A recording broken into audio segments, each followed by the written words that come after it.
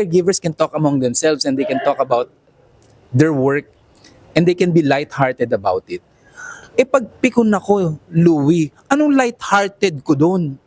Iiyak lang ako, Louie. Alam mo, tama yung nasabi mo. Kasi dito, hindi tao yan eh, no? Pagka ang caregiver, parang naiiritablihan na dahil sa lagi. Iaaway, ganyan-ganyan. Minsan, kumbaga, substitute eh. Magpadala ka ng bago. Sa bahay, walang substitute. Walang magpapaligo sa tatay ko liban sa akin. At ako lang ang favorite, murahin. Sa akin lang nagagalit. Tumitingin nila ng gusto nila eh. Sino mag-aalaga sa kanila.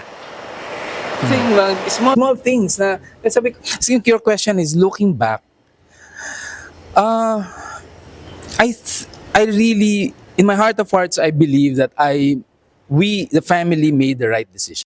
Full episode out now.